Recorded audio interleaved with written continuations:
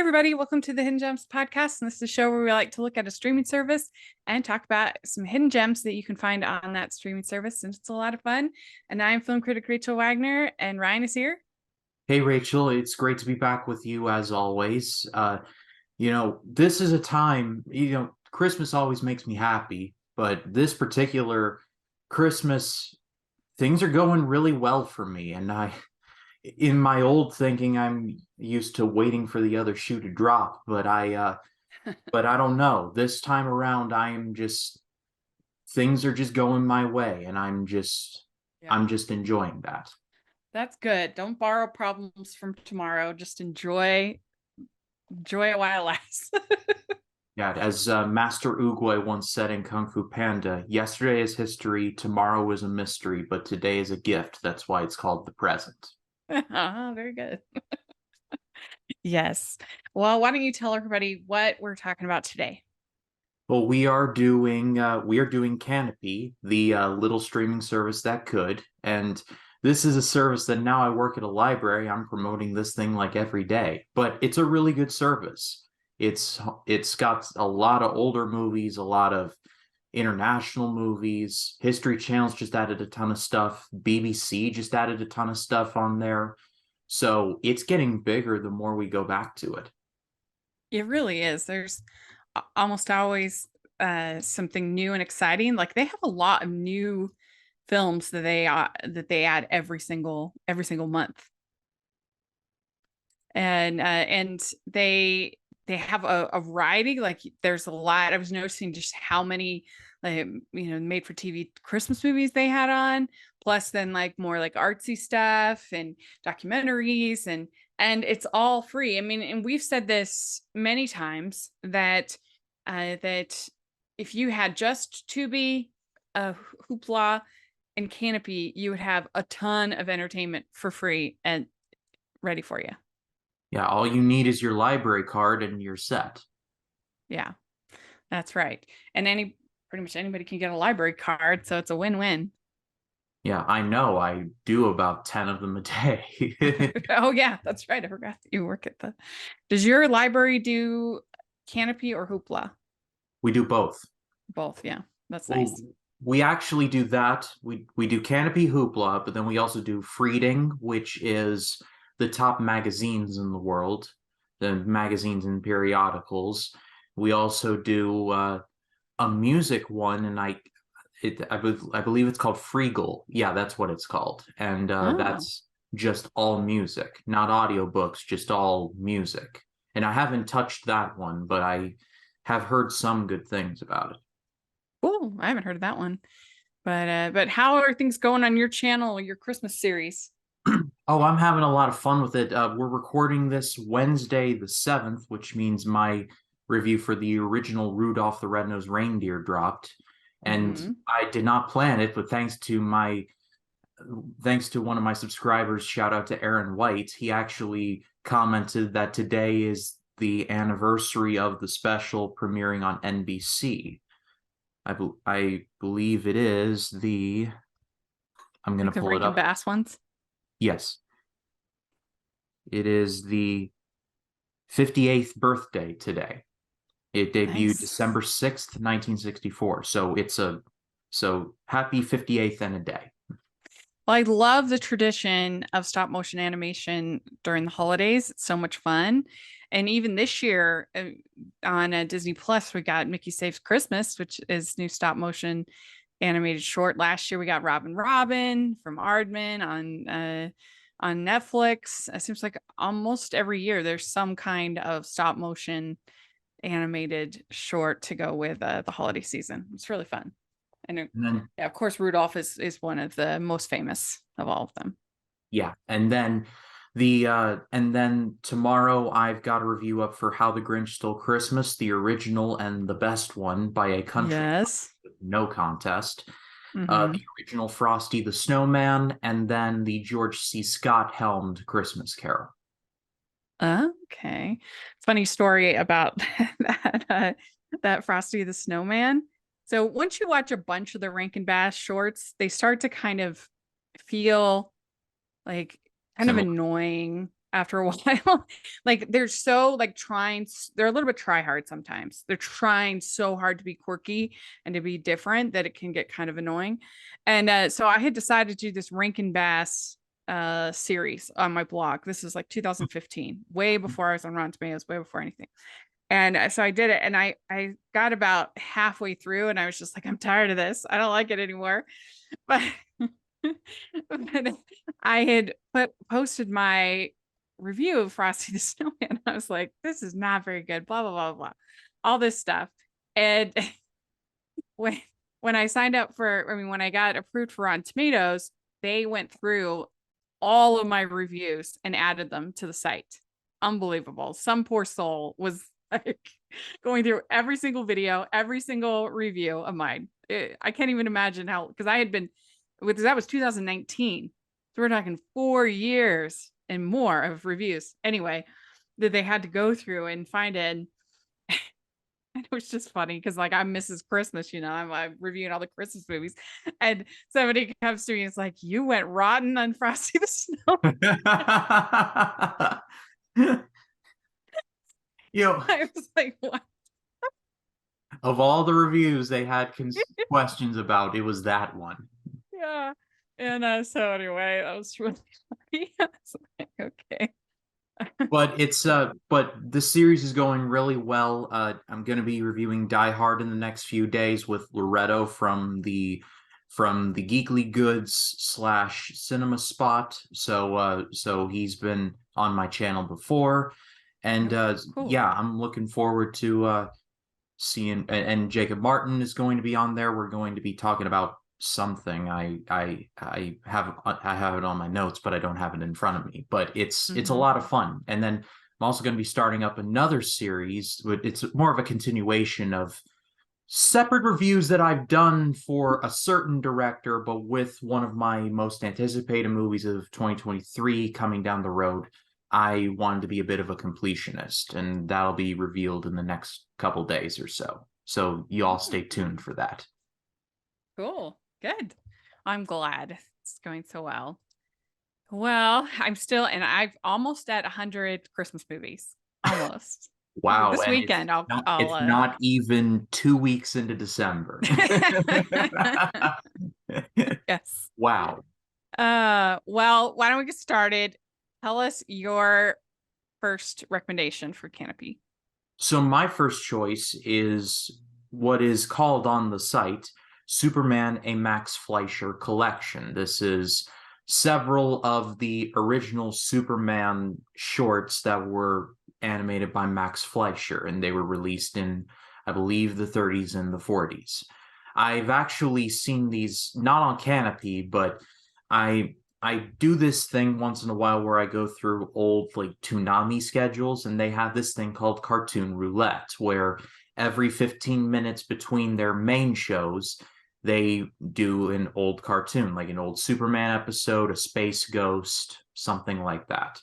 And I remember, because I had no context of anything other than the Christopher Reeve Superman and the Henry Cavill Superman, and watching some of these, I was just sitting there thinking to myself, this is the 40s, and this animation is awesome, and it still holds up incredibly well to this day. And just Superman's design and just how bombastic the narrator is. Faster than a speeding bullet, more powerful than a locomotive, can leap tall buildings in a single bound. He's Superman. Da da da da da da. And I love that narration, and I love how earnest and over the top it feels. You don't see it nowadays, and it just made me fall in love with those shorts. There's not one that I would recommend you start with. They're pretty well organized on Kanopy, so I just start with the first one and work your way down. That's cool. I had never heard of those. So I feel like I've heard of Max Fleischer, but I hadn't heard of those shorts. So that's really neat. I'll have to check those out. Yeah, it's like Max Fleischer, Chuck Jones, Tex Avery, and that whole crowd. Those are the guys that did Tom and Jerry, and Chuck Jones did Tom and Jerry for a ton of years, and Tex Avery. Like animation in the 30s, 40s, and 50s is a standard that is a separate standard on its own that I think will never be matched. Yeah, yeah. Well, that's cool. Well, my first suggestion is also an animated film. I just recently talked about it for Foreign Language Movie Month, and that's what I do every November. I have Foreign Language Movie Month for Family Movie Night, where I try to suggest movies that the family can watch because I think it's good for kids to get the experience of reading subtitles as soon as they're old enough to read, so that they can experience other cultures and other languages, and so that's what I try to do every November. And one of the films that I talked about this year is called Gordon and Patty, and this is a Swedish animated film. It's barely over an hour, so it's really more of like a short, but it's really cute. It's about this plucky mouse who applies to work for this kind of grumpy alligator named Gordon, and they're on the case for this squirrel that gets his nuts taken, and they accuse this fox of stealing his nuts. And if you like something like Zootopia or something like that, then you'd enjoy this. I think it's really cute. Someone took their nuts away. I was thinking of like, whoa, what It's a is squirrel. a bit strange, but Yeah. you Well, said they're it's in the less than an forest. hour. He's the and Gordon is the sheriff of the forest. So you have squirrel, his stores the nuts from the forest. And anyway, it was fun. This is from Sweden. From Sweden. Yeah, yeah, yeah. And they don't have it dubbed, so you have to read the subtitles. So that's the only thing that, if kids aren't old enough to read, then you have to either be there to explain to them what's happening and what's being said, or or they have to read. Yeah, So, but I think it's important for kids to experience other cultures. yeah, I agree because Hmm. you know kids might not be able to travel internationally, so Hmm. it's a good window for them. Yeah, yeah. I remember it wasn't another language, but it was my I remember watching when I was an older child, I guess. I watched My Left Foot, which does have a lot of swearing in it, but anyway, and it's in like a thick uh Irish accent. And that's one that's probably how why my parents let because they could just because they couldn't understand the swear words. But it's really goofy. But anyway, it's a good experience for kids. Yeah. So what do you have next? So my next choice is a documentary, and I remember seeing this. It was a mainstay of the Kennedy Space Center here in Merritt Island, Florida, for years. I think they moved it, but it's no longer there. But it's a documentary called Hubble, and this is about the Hubble telescope, and it's narrated by Leonardo DiCaprio, and he has a really good voice for it, and he really does lend a hand. And I recommend this because of just the images that Hubble captured. Because you think, oh, it's a space telescope. Like, what's fascinating about that? If you watch the documentary, your jaw will drop just at some of the beautiful things that this telescope captured in its years of flight. And seeing all of these things that we humans will probably never see in our lifetimes because the universe is so vast and so big that we can't truly comprehend it. Even some of the brightest minds ever, like some of the smartest astrophysicists and physicists of all kind, they still can't even begin to describe it. So so the documentary did a really good job of showing and capturing that. It was made for IMAX, so everything looks absolutely stunning. And it's a little weird watching it on a smaller screen than a normal IMAX screen, but I still give it a recommendation nonetheless. It scratches my space itch. Yeah. Cool. Yeah, that sounds neat. That sounds neat. Uh well, my next pick is a very interesting pick, and this I also did for Family Movie Night this last year for Muppet May, which is every May, and it's a little bit of an obscure film from the Muppets. It's called The Christmas Toy. Have you ever heard of it?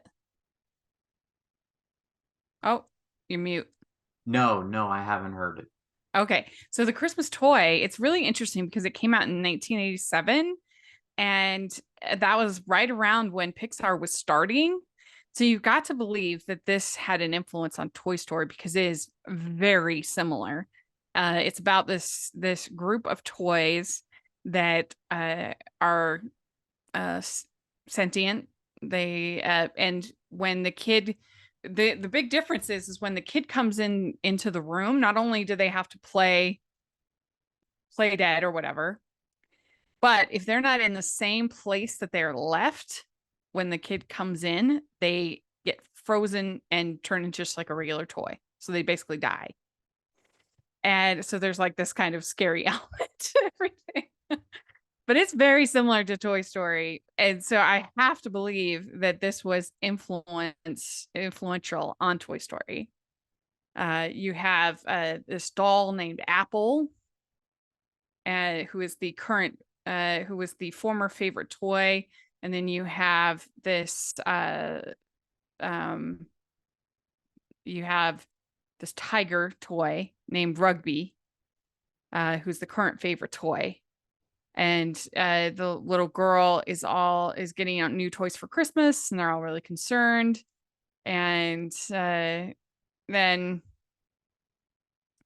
so yeah, the little girl's named Jamie, and there's a lot of nervousness about the new toys.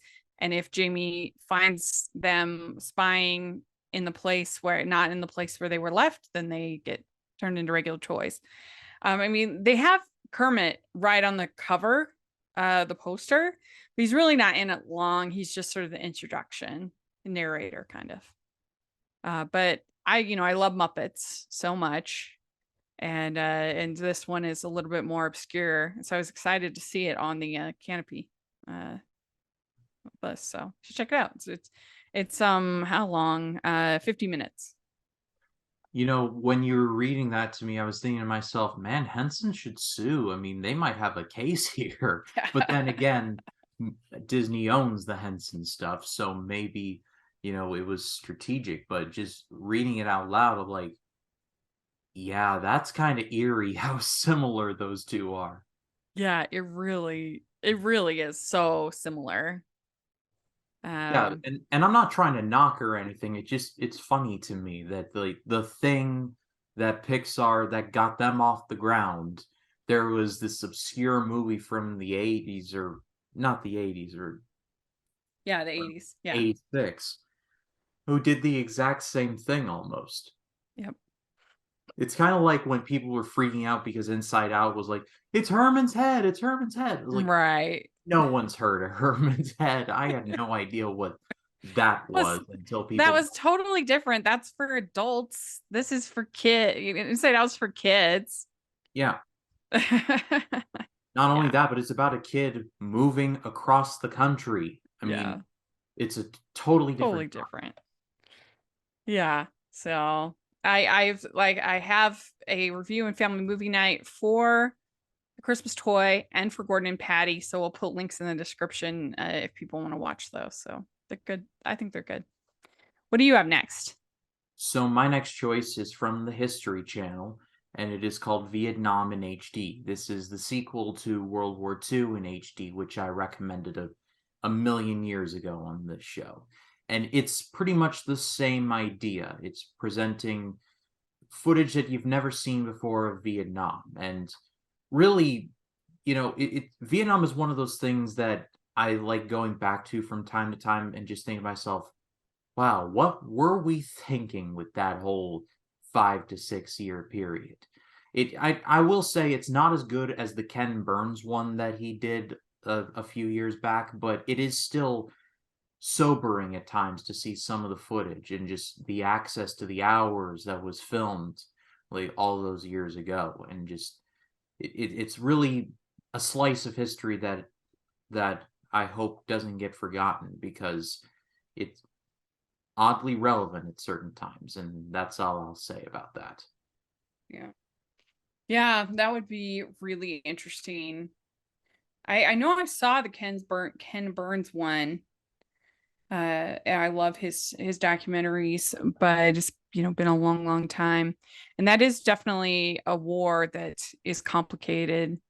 That I think people like kind of learning about World War II in a way because it's not as morally complicated as some of these others. There's more of a clear right and wrong. There obviously is some ambiguity about certain parts, especially on the Pacific, but anyway, with Vietnam, it's a lot murkier. Yeah, it's rather unfortunate. I remember in college, I can't remember what class it was, but we went in depth on the whole My Lai thing, which I don't know if you all have ever heard of that, but Google it if you want to feel really disgusted for a few minutes. But we went really in depth on the My Lai stuff. Uh-huh. Just a sad affair. It really, really is. Yeah, that would be. Yeah.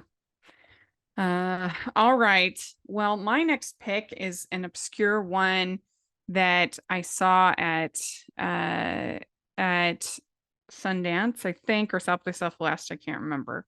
It's not one of the festivals, in last year, 2021. It's called Montana Story, and it stars Haley Lou Richardson as this a young woman who has to come back to Montana to her family's ranch, where she has her half brother is there, and then her father, who she's estranged from, who was pretty abusive. That he is there. He's gone into a coma. He's on life support. He's being treated by this nurse there, and she's really hesitant to go back and have to deal with all this stuff. But it's really a story of these two siblings and them coming to understand each other by the end. And I definitely really, related to it in many ways. There's also this like really special horse that she loves that's getting too old now, so she's having to kind of deal with that. And yeah, I just thought it was a really good movie. You don't see that many movies about brother sister relationships, and so that was nice to see in that bond. And I think Haley Richardson is a really good actress, and so I'd say this was underrated from last year, something worth seeing. It is kind of slow, the pace is a little bit, it's kind of your indie movie that's maybe a little slow in the pacing, but the performances are good. I think it has relationships people can relate to. It's beautifully filmed, sort of these vistas of Montana, and so I think it's worth a watch. Yeah, I remember seeing the trailer for this. I don't know what it was attached to, but I specifically remember seeing it and thinking to myself, wow, that will be good. And it came nowhere near my area, which Mm. tends to happen because my local theater gets a lot of Fathom events, a lot of operas. And so sometimes things can fall by the wayside. So Yeah. that So, Montana so Story was one of them. yeah, so this is a good chance to catch up on it on Canopy if you have a chance. I think it's worth a watch. Yeah, So because I really enjoyed Haley Lou Richardson in this movie called 5 Feet Apart with yeah. one of the Sprouse twins. I can't remember which one. Mm-hmm. I think it's I Cole. That does make sense. Yeah, Yeah. but that was a very heart-wrenching movie at times, and she was good in that. So I think I will definitely seek out Montana Story. Yeah. And she's good in Support the Girls, which is another indie. So what do you have next? So my next choice is a movie that was technically first released in 1979, but didn't release in the United States until 1980. It's a gray area, but you do have to acknowledge it, or else people will get on your case about it. It's the original Mad Max. And if you just know Mad Max as like Fury Road and oh, what a lovely day, this first Mad Max is not that. It Hmm. gets to that, but it's a lot more mild than what the other installments would become. It is still post-apocalyptic, but it's more of like John Wick in the post-apocalypse, if that makes any sense at all. Hmm. Mel Gibson is, of course, the star. I believe, this is the movie that established him, and of course, he had Lethal Weapon and Braveheart. But this is, I think, the one, if my film history is correct, that announced to him like, "Hey, this guy is the next big thing." And of course, he is really good in it. the guy who would eventually become Immortan Joe in Fury Road is the main villain, Toe Cutter, in the first Mad Max, which I don't know if that was a coincidence on the part of George Miller or if it was a conscious choice, but it was a nice little bit of symmetry. So not as crazy as the first, not as crazy as what the series would become, but it is definitely grittier and near the knuckle than what you might think. It's a revenge movie, so Yeah. your mileage is definitely going to vary. So I not stay away from, like, I'm not telling you to stay away from it, but just warning. It's gritty, it's tough to watch at times, but it doesn't get as crazy as like the last one where they're like swinging off of lifts and spraying paint on their mouth and going witness. That comes later. Now I have seen Fury Road, of course, and that was amazing. An Yeah. incredible experience. Incredible experience at the theater. Oh my gosh. Mm-hmm.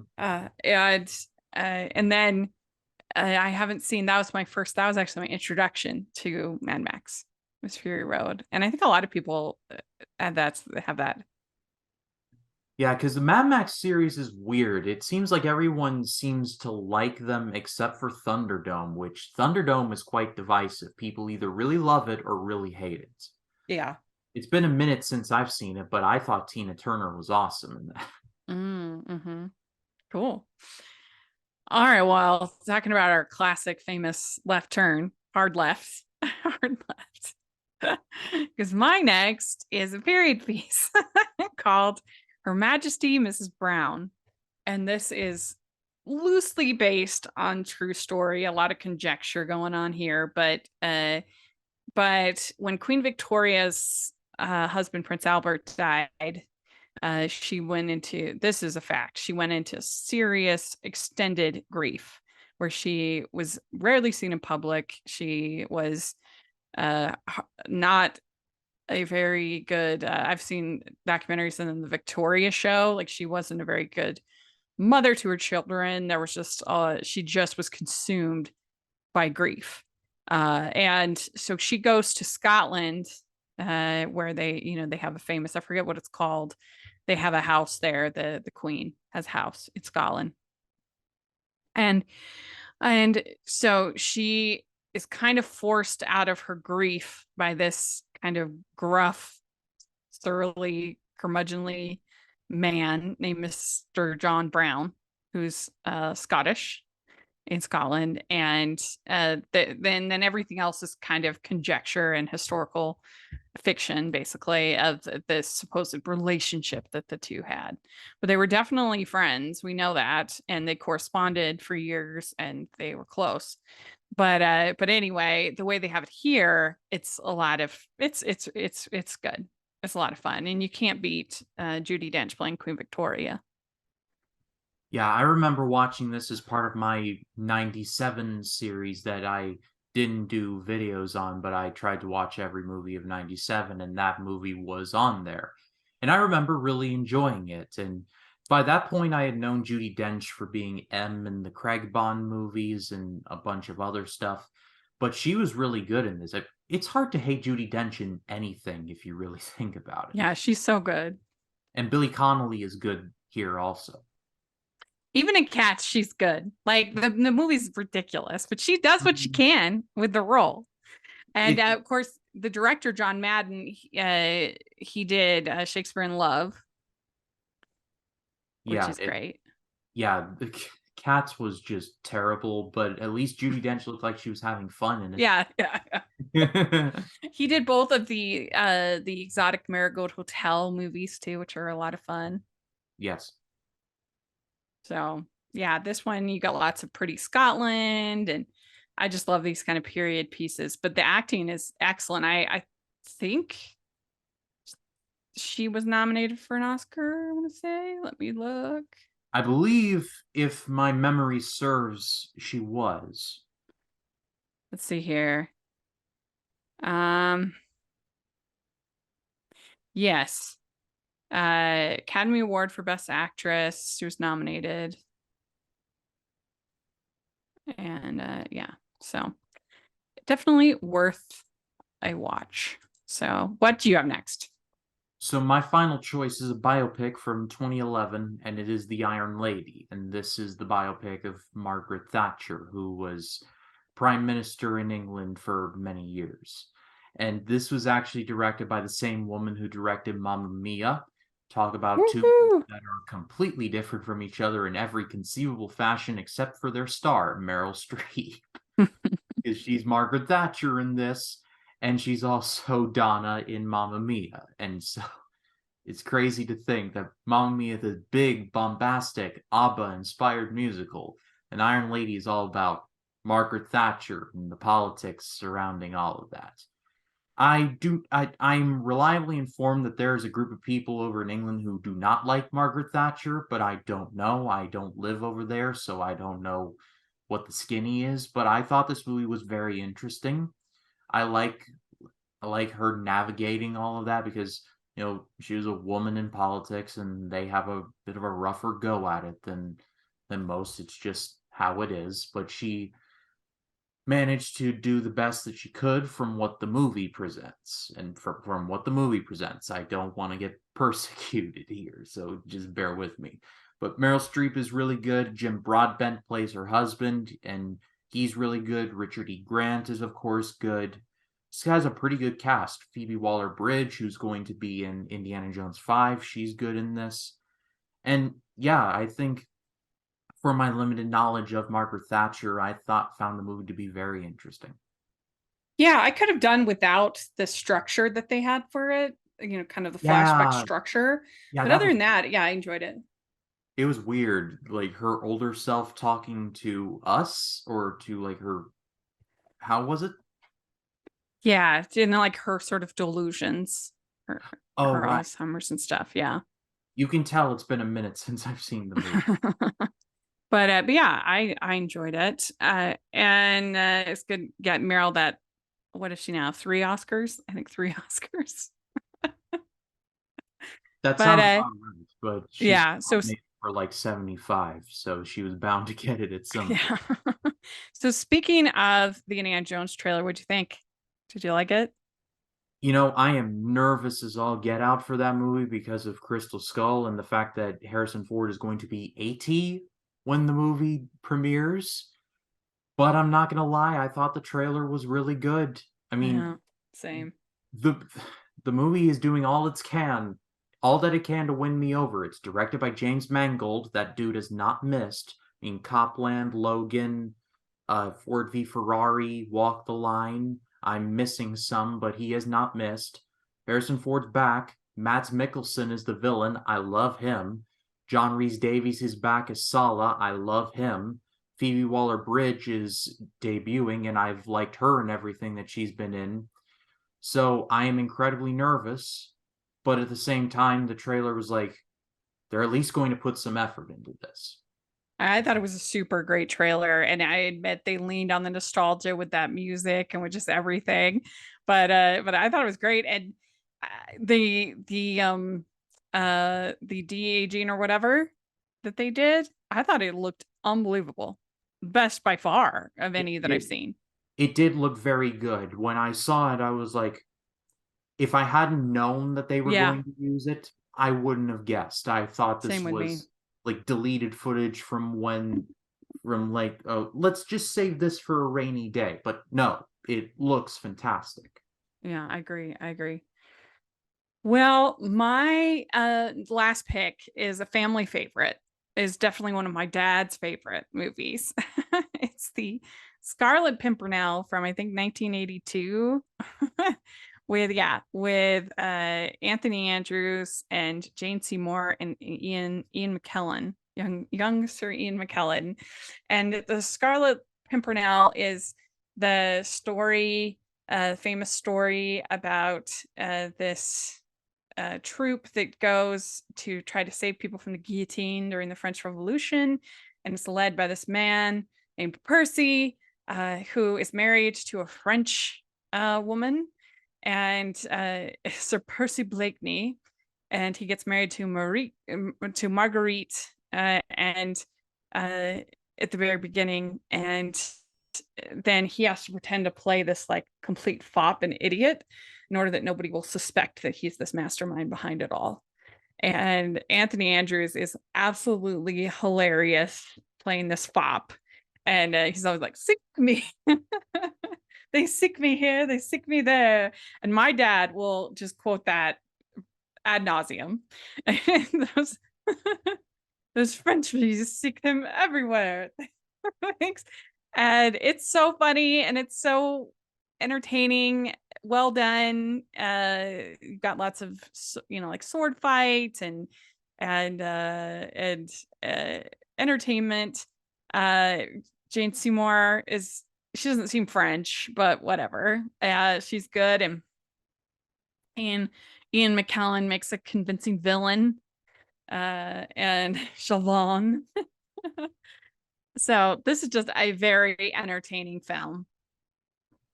Yeah, it's hard to think of Ian McKellen in anything that's not Lord of the Rings or X-Men.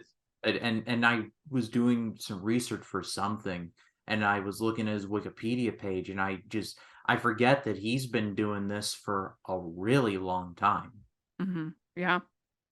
Really, really, really long time. Have you ever seen this? No, I haven't. I thought I had heard of this story before. I can't remember from where, but I do. It sounded vaguely familiar. There's other versions. There's an old one with Leslie Howard, from Gone with the Wind. That's, I guess, supposed to be good, but this is definitely my favorite. There's a musical by the same people who did Jekyll and Hyde, but I still think this is better. And they do go off the book quite a bit. It's not a direct translation of the book, but I think it's really, really, really fun. Well, dramatic license, it's Mm-hmm. going to happen on occasion. And Anthony Andrews is the same guy who voices Quasimodo in uh the Hunchback. So In the animated one? mm-hmm. Yeah. Oh, wow. Yeah. Well, yeah, so that's my final pick. Let's go over what we picked. I have Gordon and Patty, which you can find my review on Family Movie Night. The Christmas Toy, also, I have a review for that. Montana Story, Her Majesty Mrs. Brown, and The Scarlet Pimpernel from 1982. And I have Superman, a Max Fleischer collection, Hubble, Vietnam in HD, Mad Max, and The Iron Lady. Great. Well, very good. Well, let us know what you think of these picks. We'd love to hear your thoughts. And if you've been watching anything else on Kanopy, then we'd love to hear in the comment section or on Twitter. And Ryan, where can people find you? People can find me on Facebook, Twitter, Instagram, and Letterboxd at RyanCam20. Then there's, of course, my YouTube channel just called Ryan Cam. Christmania is in full swing. As of this recording, tomorrow, this coming Thursday, will be reviews for How the Grinch Stole Christmas, the original, and the original Frosty the Snowman, and then George C. Scott's A Christmas Carol after that. And those reviews will be coming up until December 25th. And that director series, which I will be revealing in the next couple of days, which I am looking forward to / dreading, because it involves a very divisive director. But you all will know very soon. Zack Snyder. Nope. Okay. He's got a movie coming up in early 2023. Oh, okay. Well, you can find me at Rachel's Reviews, all over social media, iTunes, YouTube, and on Rotten Tomatoes. And we'll put all of our hidden gems in the playlist down below. So you definitely want to check that out. And check out the Patreon and merch store. We really appreciate that support. And also, if you are listening on iTunes, please leave your ratings and reviews. That really helps us a lot. And if you are watching on YouTube, please give the video a thumbs up and subscribe to the channel. We appreciate that. And thanks so much, Ryan. And we'll talk to y'all later. Bye, everybody. Bye.